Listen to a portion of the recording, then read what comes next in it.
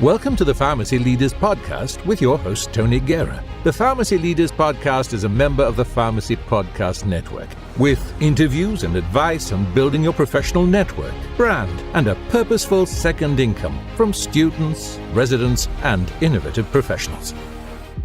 Hey, welcome to the Pharmacy Leaders Podcast. I'm Tony Guerra, and today I have Kelli Jo Welter, who is a second-year student pharmacist at Drake University. She was recently elected to serve as the APhA-ASP National President-elect, and the opportunity for diverse career opportunities, direct patient care, and the expanding role of the pharmacist drew her to pharmacy.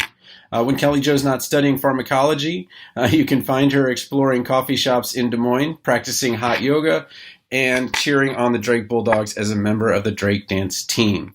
Kelli Jo, welcome to the Pharmacy Leaders Podcast. Thank you so much for having me. So you're at downtown hotspot Starbucks.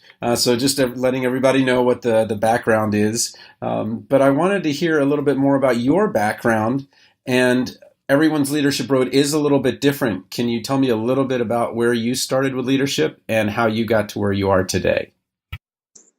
Absolutely. So I first became involved in APhA-ASP as a first-year pre-pharmacy student at Drake.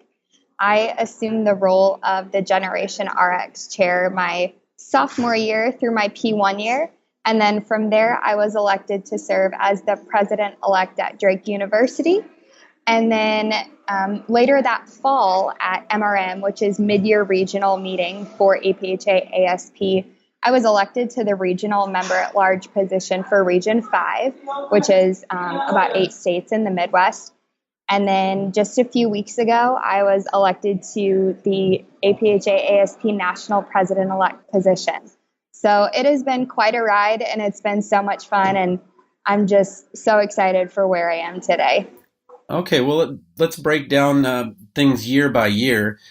First of all, let's talk about Drake as the curriculum itself. Tell me how it's a little bit different in that you had to know in high school that pharmacy was something you wanted. So how does the Drake curriculum differ from maybe somebody who's transferring into a school that's going to be only 4 years? Yeah, so Drake University does a 2+4 program. So right away in your first year of college, you are a pre-pharmacy student, and that's your first and second year of college. So you're taking courses that are preparing you to apply for pharmacy school right away. And then it's a 4-year pharmacy program with 3 years of didactic coursework and then a 4th year on rotations. So tell me a little bit about how you got involved in pharmacy activities as not a P1, but what I'm not sure what you call them, a pre-pharmacy one or a freshman in college. How does that work exactly? Because I went to a 2-year college or a 4-year college and then transferred into a medical campus. How do you have pharmacy activities before you even get to pharmacy school, or how does that work? Yeah, so Drake University really encourages these first and second year pre-pharmacy students to get involved right away, because it really allows you to find those mentors when you're young, both in faculty and staff and in other students, to help you find that career pathway that you might be interested. And I personally had no idea what I wanted to do in pharmacy. I'd done a few different job shadows in high school, just seeing if the career may be for me.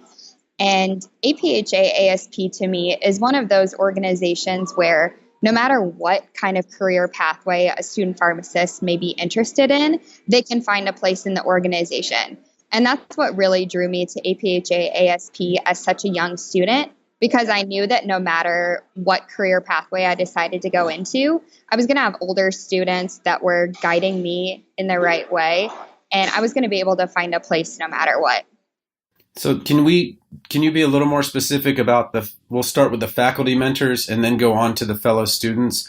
So how did the faculty mentor you at Drake? How's it set up to succeed at APhA? How's it set up so that an APhA-ASP chapter can succeed, and certainly at the national level? So each chapter has at least one chapter advisor, and we rely so heavily on our chapter advisor. We consider them a member of our executive committee because they're there every step of the way, from planning a blood pressure screening to writing our policy proposals for MRM. Our chapter advisor has always been a mentor for all of us students. So I've really taken advantage of these relationships that I've built with my chapter advisors, and they've served as mentors for me. Okay. And then what about your fellow students? How is your chapter set up so that the students ahead of you can help the students that are behind them? Yeah, so because Drake University's APhA-ASP chapter welcomes all the way from P4 students, so those final year student pharmacists on rotations, to our first year pre-pharmacy students, and that's a lot like a lot of other chapters across the country. We have set up some mentorship programs so younger students and older students can connect based on career interests, based on campus interest and involvement, and really form those relationships. And it's a very informal, casual way of going about it. People are welcome to set up meetings and coffee dates, or they can just use that person as, kind of a reference if they're needing help studying for their first general chemistry exam. Okay. How do you find the time to do this? Because it sounds like, doing all of these things. I've talked to a number of Drake students, and they just seem to be doing a lot outside of campus as well as on campus, but it seems like it's just kind of part of your day. And it's just not necessarily, I don't want to say expected, but it's just something that everybody is doing something that's outside of pharmacy. How do you make time in your day for it? So I'm going to put a shameless plug here for my passion planner. I always have it with me, and I totally rely on a planner because I cannot remember everything that I'm supposed to be doing. But in all honesty, I think Drake has a really great program in that we are a little bit smaller of a school. So the faculty are incredibly accessible, and not saying that larger schools don't have accessible faculty as well. But I think students are very lucky in that you can easily pop into a professor's office and ask them a question about getting involved or doing research or maybe finding an internship. And Drake is constantly sharing opportunities for going out and seeing speakers and different kinds of events to get involved.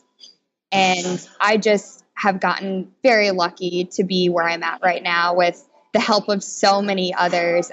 This is definitely a team effort in all my leadership. So I guess, so you're a P2, and I guess this kind of a role, this national role, what do you do in terms of P1, then so pre-pharmacy 1, pre-pharmacy 2, then P1, P2? You talked about being on committees and things like that, but how do you let someone know nationally, or how do you start the process of becoming a national representative? What does that come from MRM, or does that come from your chapter? Does it come from the national meetings? How does the election process work? So the application process itself starts with just an application that you turn in to APhA staff. And then all of the campaigning and all of the election process happens at the APhA annual meeting and exposition. So as far as hearing about national and regional leadership opportunities, it's really just been making connections and forming relationships with other student pharmacists, and also just showing up to meetings, showing up to chapter meetings, to regional meetings, to annual meetings, and just finding out about those opportunities. I think that's what really can help student pharmacists realize their ability to be able to assume leadership positions, is just showing up and getting to know people. Okay. You told me a little bit about P1 and that the Generation RX was the first thing that you were involved with. What brought you to that particular part? There, I think, 5 initiatives that APhA-ASP is working with. What made you decide on that one? So when I first became involved as a first-year pre-pharmacy student, I could not take blood pressure, and I could not do blood glucose screenings, and I didn't really know what policy meant as far as the profession of pharmacy went. So I decided that my first event ever in APhA-ASP was going to be a middle school presentation for preventing prescription drug abuse. And so I went to this presentation with another student, and I absolutely fell in love. I loved the opportunity that I had to get out and talk to people in the community, and especially kids, because they're so eager to learn and they're so excited about having Drake students come and visit them. And from then, I just continued doing more presentations because they honestly just made me so happy and so excited about what the future of pharmacy held for me. And I just became more involved. And then eventually that led to wanting to plan these events and wanting to give other students that same experience that I had and that same feeling that I felt my first presentation. Okay, well, you're doing huge things. Are you from a big city or a small town? And can you tell me a little bit about where you were from and how's that affected you? I'm from Washington, D.C., so I'm from a huge, huge town. And so APHA is out there. But tell me a little bit about where you're from and how that's influenced what you've done with your leadership. So I grew up in very typical rural small town Iowa. It's called Monticello. We've got a population of about 3,800, and we've got about 3 stoplights. Okay. Yeah. So I loved growing up in a small town. I'm the oldest of 5, and I was definitely one of those where people knew my entire family just because there were so many of us. So I'm very lucky that I grew up in a small town and I was able to get to know people in my community. And now I'm in Des Moines, and that's a little bit bigger than 3,800. So I just really love the contrast between growing up in a small town and going to college in a big city. But I definitely think that growing up in a small town taught me a lot about the importance of relationships and the importance of getting to know people and remembering people and just valuing those relationships. No, definitely, and Drake kind of feels like a small town too. I mean, you're in the city, but you really don't ever feel like. Do you ever feel like you're in the city when you're on campus, like you're downtown, or it's too busy or too big? Oh, not at all. And that's one of the things that really drew me to Drake University was that it was a little bit smaller campus, so I had that comfortable kind of small town feeling on campus. But I still felt like I was growing up and moving away a little bit from home and getting out and exploring. So I really think I got the best of both worlds at Drake. Okay, well, let's talk a little bit about what you do outside of the classroom. Jacqueline Aremka, who is P4, going to be graduating here in a month or so, is Drake, or going to be a Drake grad, and she was a high jumper. So she talked about how she was D1 athlete and then was literally running to class. How do you fit dance into your day, and how important is it? I know Winston Churchill, when he was in World War II, was painting, and they're like, "How are you painting during this really busy time?" And it's something I have to do. Can you talk about the importance of athletics and sports in your day? Yeah, so I'm a big believer in working out and taking care of yourself and realizing that there is more to just studying and taking exams and working. And dance team has been a great outlet for me to get to know people outside of pharmacy. I don't think I would have that many opportunities to meet first-year business majors or actuarial science majors if it weren't for being on the dance team. So I've spent the past 4 years as a member of the dance team, and we have late night practices and we have a lot of fun. And it's just a great way to kind of set my mind aside from maybe some of the stress and pressure that I'm experiencing in pharmacy school, and getting out and being able to cheer on the Bulldogs and, be able to interact with the Drake community is just a great way to represent Drake in a different way than my pharmacy leadership. Okay, awesome. Well, just one last question. I've asked you a lot of questions. What would you tell someone that's a couple of number of people are getting interviews and deciding which pharmacy school they'd want to go to? How would you talk to them about Drake versus another school? So obviously, I'm very biased. Well, me too. My wife went to Drake, but but Honestly, all pharmacy schools are great. And if you're doing what makes you happy, and if the idea of being a pharmacist is what makes you happy, go for it. I think Drake is really special in that, like I mentioned earlier, we have a small town feel, but we're also in the great city of Des Moines, Iowa, which is awesome for young professionals. And there's a lot to do in town, from, Iowa Cubs games to different concerts at Wells Fargo and this lovely Starbucks that I'm sitting in right now.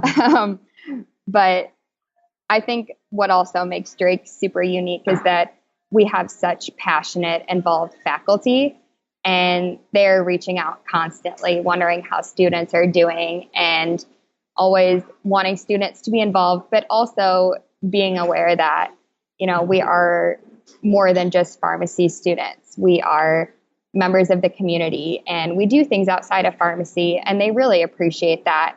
And I think that's what makes our education so much better, is when we have those extracurricular opportunities that can really supplement us and kind of make us that individual rather than just a number. Well, that's great. Well, thanks so much for being on the Pharmacy Leaders podcast. Yeah, thank you so much for having me. Support for this episode comes from the audiobook Memorizing Pharmacology, a relaxed approach. With over 9,000 sales in the United States, United Kingdom, and Australia, it's the go-to resource to ease the pharmacology challenge. Available on Audible, iTunes, and Amazon.com, in print, ebook, and audiobook. Thank you for listening to the Pharmacy Leaders Podcast with your host, Tony Guerra. Be sure to share the show with the hashtag #PharmacyLeaders.